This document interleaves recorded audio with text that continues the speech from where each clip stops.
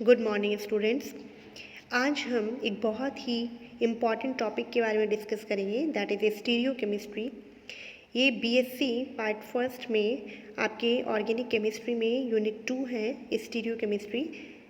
हम देखते हैं स्टीरियो केमिस्ट्री। स्टीरियो का मीन क्या होता है? 3 डायमेंशनल। स्टीरियो वर्ड जो होता है उसका मीन ही होता है 3 डायमेंशनल, और केमिस्ट्री का मीन केमिस्ट्री यानी रसायन। तो हम यहाँ पे जो भी मॉलिक्यूल हैं उनका 3 डायमेंशनल स्टडी यहाँ करेंगे।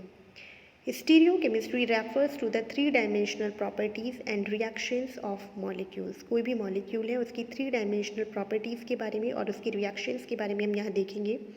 It has its own language and terms that need to be learn in order to fully communicate and understand the concept. ये बहुत ही इंपॉर्टेंट टॉपिक है और उसे समझने के लिए आज हम देखते हैं। सबसे पहले हम इसमें आइसोमर्स के बारे में स्टडी करते हैं कि आइसोमर्स होते क्या हैं। आइसोमर्स क्या होते हैं कि कोई भी ऐसे कंपाउंड्स जो कि सेम मॉलिक्यूलर फार्मूला रखेंगे लेकिन होंगे कैसे? वो non identical. Same molecular formula होना चाहिए बट इनकी physical and chemical properties different होनी चाहिए और ये नॉन आइडेंटिकल मॉलिक्यूल्स होनी चाहिए। आइडेंटिकल का मीन क्या होता है कि जिसकी सब प्रॉपर्टीज सेम है, जो बिल्कुल पूरी तरह से एक तरह से आइडेंटिकल है। पर यहाँ पे मॉलिक्यूलर फार्मूला आपको सेम मिलेगा लेकिन वो 2 कंपाउंड से 3 कंपाउंड जो भी होंगे आइसोमर्स होंगे उनमें आइडेंटिसिटी आपको नहीं मिलेगी। ये आइसोमर्स 2 टाइप्स के होते हैं, एक कॉन्स्टिट्यूशनल आइसोमर्स होते हैं और एक होते हैं stereo isomers. Stereo isomers 2 types के होते हैं, एक सिस ट्रांस आइसोमर्स और एक होते हैं आइसोमर्स दैट कंटेन चिरैलिटी सेंटर्स।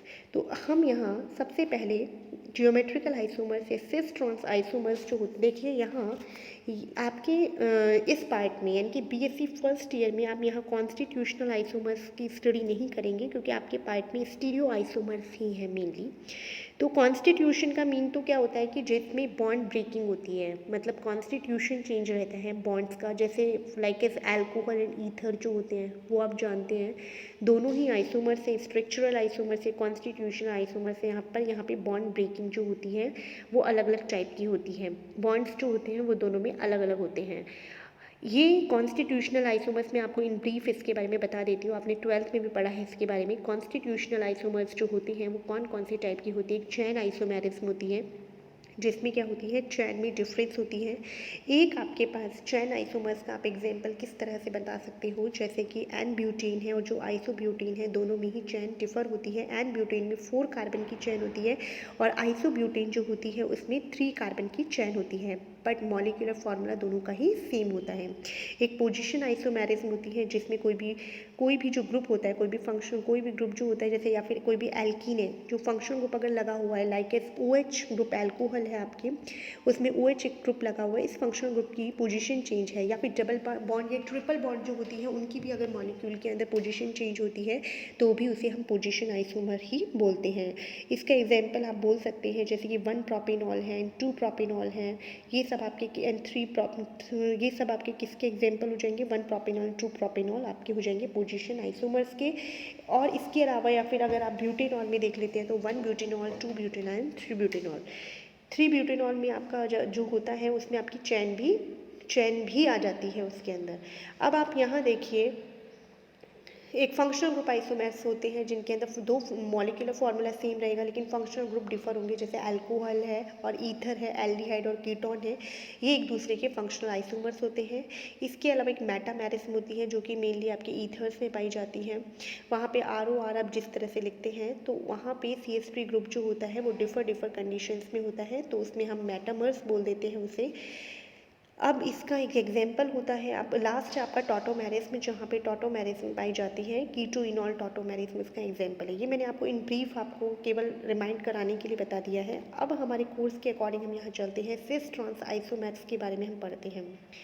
यहाँ देखिए आपको cis 2 butene and cis 2 pentene and trans 2 pentene आपको दिखाया हुआ है। यहाँ पे ये डबल बॉन्ड है, यानी कि ये सिस ट्रांस आइसोमर्स को हम जियोमेट्रिकल आइसोमर्स भी बोलते हैं और ये आइसोमेरिज्म एल्कीन के अंदर ही पाई जाती है। एल्कीन का मीन क्या है कि यहाँ पे कार्बन कार्बन डबल बॉन्ड हो सकता है, कार्बन नाइट्रोजन डबल बॉन्ड जहाँ पे हो सकता है, नाइट्रोजन नाइट्रोजन डबल बॉन्ड जहाँ पे हो सकता है, यानी डबल बॉन्डेड कार्बन यहाँ पे अटैच होना जरूरी है। या फिर जो साइक्लिक कंपाउंड्स होते हैं, साइक्लिक कंपाउंड्स का मीन क्या होता है, one double bond is equal to one cycle. तो साइक्लिक कंपाउंड्स जो होते हैं वो भी सिस ट्रांस आइसोमर्स या सिस ट्रांस आइसोमेरिस में शो करेंगे। यहाँ देखिए सिस 2 ब्यूटीन हो गई है आपकी, और ये आपकी ट्रांस 2 ब्यूटीन है। यहाँ पे दोनों हाइड्रोजन जो है वो एक दूसरे के रिस्पेक्ट में क्या है, पोजीशन सेम साइड में है, तो अब आप इसको बोल देते हैं सिस कंडीशन। और यहाँ पे दोनों हाइड्रोजन जो है वो एक दूसरे से क्या है, ट्रांस है, अपोजिट है, तो इसे आपने बोल दिया है ट्रांस 2 पेंटीन। यहाँ पे जरूरी नहीं है कि हमें किस ग्रुप की देखनी है, आपको तो बस ये देखना है कि अगर दोनों कार्बनों पे कोई भी एक ग्रुप सेम होना जरूरी है, और उन दो ग्रुप जो दो सेम ग्रुप है उनकी ही आप पोजीशन एक दूसरे के रेफर में देखेंगे तो आप इसको जान पाएंगे। यहाँ अब आप देखिए हमको एग्जाम्पल दिखाया गया है, यहाँ पे 1 ब्रोमो 3 मैथल साइक्लोब्यूटेन ये आपको दिखाया हुआ है। यहाँ पे सिस कंडीशन है फर्स्ट वाला कंपाउंड, जहाँ पे दोनों ही हाइड्रोजन एक दूसरे के सिस है, और दूसरा जो कंपाउंड है उनमें दोनों ही हाइड्रोजन एक दूसरे के ट्रांस है। तो सिस 1 ब्रोमो 3 मैथल साइक्लोब्यूटेन हो जाएगा ये, और ये हो जाएगा ट्रांस 1 ब्रोमो 3 मैथल साइक्लोब्यूटेन। अब हम देख लेते हैं स्टीरियो आइसोमर्स क्या होते हैं। देखो स्टीरियो आइसोमर्स क्या होते हैं, स्टीरियो आइसोमर्स ऐसे कंपाउंड्स होते हैं जो कि compounds with the same connectivity different arrangement in space. ऐसे कंपाउंड्स जो उनके अंदर कनेक्टिविटी तो सेम होगी, क्योंकि कॉन्स्टिट्यूशनल आइसोमर्स के अंदर तो क्या होती है कि एटम्स जो है उनकी कनेक्टिविटी ही चेंज हो जाती है, वहाँ पे बॉन्ड का ब्रेक होके मॉलिक्यूलर फार्मूला सिमिलर रहता है पर दूसरा ही मॉलिक्यूल बॉन्ड बन जाता है, वहाँ पे कनेक्टिविटी डिफरेंट हो जाती है। लेकिन यहाँ पे आप क्या देखेंगे, कंपाउंड जो होंगे उनके अंदर सेम कनेक्टिविटी होगी, बॉन्ड ब्रेकिंग आपको कहीं नहीं दिखेंगी, मॉलिक्यूलर फार्मूला भी एक ही रहेगा, मॉलिक्यूल देखने में भी एक ही लगेगा, लेकिन यहाँ पे स्पेस में डिफरेंट अरेंजमेंट रहेगा। तो उन्हीं को ही हम क्या बोलते हैं, स्टीरियो आइसोमर्स कहते हैं। अब ये 2 टाइप्स के होते हैं, एक एनेंशियोमर्स होते हैं और एक डाई स्टीरियोमर्स होते हैं। एनेंशियोमर्स क्या होते हैं, ऐसे स्टीरियो आइसोमर्स जो कि that are non superimposable mirror image, मतलब ऐसे स्टीरियो आइसोमर्स जो कि एक दूसरे के मिरर इमेज है, लेकिन कैसे होंगे, नॉन सुपर इम्पोजिबल, उनकी मिरर इमेज को हम एक दूसरे के ऊपर सुपर इम्पोज यानी अध्यारोपित नहीं कर पाएंगे, तो उन्हें हम बोलते हैं एनेंशियोमर्स।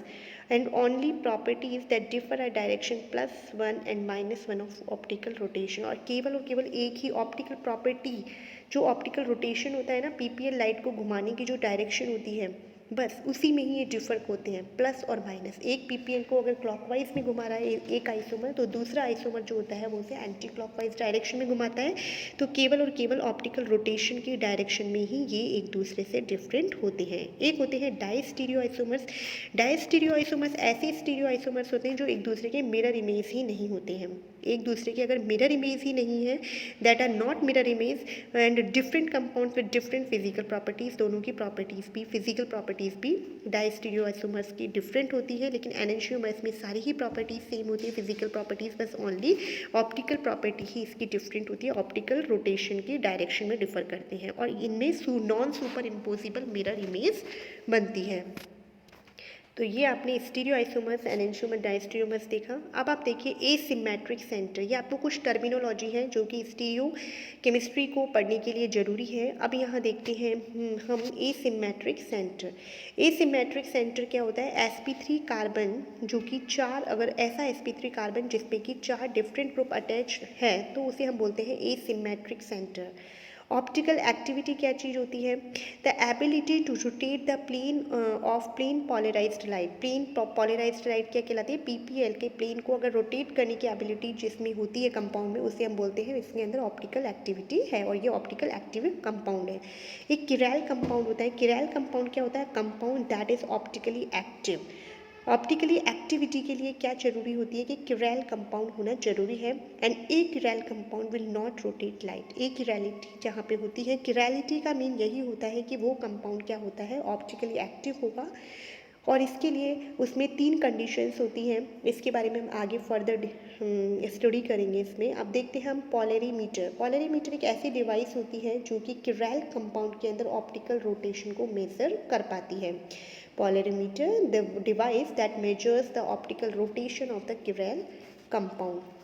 अब हम यहाँ देखेंगे किरैलिटी। हम किरैल बोल रहे हैं, और किरैलिटी हम बोल रहे हैं बहुत ज़्यादा इंपॉर्टेंट है ऑप्टिकल एक्टिविटी के लिए, ऑप्टिकल रोटेशन के लिए। आखिर ये किरैलिटी होती क्या है, देखिए आप पहले यहाँ देखिए, हैंड्रेडनेस देखिए। आपने कभी देखा है, आपने कभी ग्लव्स लेके आए हो मार्केट से और आपने देखा है कि जो आपका एक ग्लव है, जो राइट हैंड में पहनने वाला ग्लव है वो अलग टाइप का होता है और लेफ्ट हैंड में पहनने वाला ग्लव अलग टाइप का होता है। आप राइट हैंड वाले ग्लव को केवल राइट हैंड वाले ग्लव हैंड में ही पहन सकते हैं और जो लेफ्ट हैंड ग्लव है उसे केवल लेफ्ट हैंड में ही पहन सकते हैं। एक दूसरे को मतलब राइट हैंड वाले ग्लव्स को आप लेफ्ट हैंड में नहीं पहन सकते और लेफ्ट हैंड जो ग्लव्स है उसको आप राइट हैंड में नहीं पहन सकते, तो इसी को ही हम बोलते हैं किरैलिटी। इसके अलावा आप कभी मिरर में देखिए, मिरर में आप अपना हाथ देखिए और आपका जो हाथ दिखाई देता है अगर आप उसको सुपर इम्पोज करना चाहें तो आप देखेंगे कि आपका अंगूठा एक तरफ रहेगा और उंगली आपके उसकी तरफ आ जाएगी, यानी कि सुपर इम्पोज नहीं हो पाता है। तो an object is chiral if its mirror image is different from the original object. तो हम उस ऑब्जेक्ट को ही किरैल कहेंगे जो कि जिसका मिरर इमेज जो होगी वो ओरिजिनल ऑब्जेक्ट की से डिफरेंट होगी, मतलब वो उसके ऊपर सुपर इम्पोज नहीं हो पाएगी, तो ही हम बोलते हैं किरैलिटी। ए किरैल क्या होती है? ए किरैल का मतलब ऐसा होता है कि मिरर इमेज, ऐसी मिरर इमेज जो कि एक दूसरे के ऊपर सुपर इम्पोज हो जाती है। जैसे यहाँ पे हमें चेयर दिखाई है, इस चेयर की ये जो इमेज है ये इसके ऊपर सुपर इम्पोज हो पाती है, तो इसे हम बोलते हैं ए किरैल, जिसे हम ये यानी नॉट किरैल है। अब हम स्टीरियो आइसोमर्स में से पढ़ रहे हैं एनेंशियोमर्स के बारे में। एनेंशियोमर्स के बारे में मैंने आपको पहले ही बताए थे। एनेंशियोमर्स ऐसे कंपाउंड्स होते हैं, ऐसे स्टीरियो आइसोमर्स जिनकी non superimposable mirror image बनती है, उन्हें हम स्टीरियो आइसोमर्स कहते हैं। Compounds that are non-superimposable mirror image are called as enantiomers and any molecule that is chiral must have an enantiomer। यानी कि कोई भी ऐसा मॉलिक्यूल जो कि किरैल होगा, यानी कि जिसकी मिरर इमेज सुपर इम्पोज नहीं हो रही है, उसी ही हमने किरैल बोला है और उसी ही हमने एनेंशियोमर बोला है, तो वो अवश्य ही क्या होगी? एनेंशियोमर होगी। यहाँ देखिए आप, यहाँ पे एक कार्बन दिखाया हुआ है आपको, टेट्राहेड्रल कार्बन दिखाया हुआ है, sp3 कार्बन, इस पे चारों ही ग्रुप डिफरेंट लगे हुए हैं। तो इसका जो मिरर इमेज होती है वो हम देखते हैं, तो इसका मिरर इमेज बनी है और ये मिरर इमेज एक दूसरे के ऊपर सुपर इम्पोजिबल नहीं है, तो ये दोनों ही एनेंशियोमर कहलाती हैं। किरैल कार्बन एटम के बारे में हम पढ़ते हैं। किरैल कार्बन एटम को हम एसिमेट्रिक कार्बन एटम के बारे में भी बोला जाता है। ऐसा कार्बन एटम जो कि 4 डिफरेंट ग्रुप से अटैच रहता है उसे हम बोलते हैं chiral carbon atom, and its mirror image will be a different compound enantiomer. जो भी किरैल कार्बन एटम अगर किसी कंपाउंड के अंदर है तो ये ध्यान रखना है आपको कि इसकी मिरर इमेज हमेशा ही एक डिफरेंट कंपाउंड होगी, यानी कि वो एनेंशियोमर का फॉर्मेशन करेगी। यहाँ आपको दिखाया हुआ है ये कार्बन है, जैसे मिरर की एक साइड में 4 और 3 आपको यहाँ दिख रहा है, तो मिरर की दूसरी साइड में 4 और 3 है। अब आप एक इस मॉलिक्यूल को उठा के इसके ऊपर अगर आप रखते हैं, दोनों ही मिरर इमेज तो बन रही है इसकी, लेकिन अगर आप इसकी मिरर इमेज को दूसरी मिरर इमेज के ऊपर, इस कंपाउंड की मिरर इमेज के ऊपर अगर आप रखते हो, तो आप देखते हो ये उसे पूरी तरह से ढक नहीं पाती है, सुपर इम्पोज नहीं हो पाती है, तो ये एक एनेंशियोमर हो जाता है। अब हम देखते हैं स्टीरियो सेंटर। स्टीरियो सेंटर क्या चीज़ होती है? An asymmetric carbon atom is the most common example of a chirality centre. कोई भी एसिमेट्रिक कार्बन एटम जो होता है वो किसका एग्जाम्पल होता है? किरैलिटी सेंटर का। Chirality centres belongs to an even broader group called stereocenters. A stereocenter or stereogenic atom is any atom at which the interchange of two groups gives a stereoisomer. Stereo centre उसी को ही बोलते हैं हम, जिसके जैसे कि आप एसिमेट्रिक कार्बन की बात बोल रहे हो ना, एक तरह से जो किरैल सेंटर है वही क्या कहला रहा है? आपका स्टीरियो सेंटर कहला रहा है। Asymmetric carbon and the double bonded carbon atom in cis trans isomers are the most common type of stereo center। ये दोनों ही स्टीरियो सेंटर, इसके बारे में हम और आगे आपको पढ़ाएंगे। तो आज बच्चों हमने स्टीरियो केमिस्ट्री की बेसिक फंडामेंटल पढ़े हैं। आई होप आपको ये लेक्चर समझ आया होगा। नेक्स्ट पार्ट में हम इसके और भी आगे वाले पार्ट के डिस्कस करेंगे। तब तक बच्चों thanks and be safe at your home.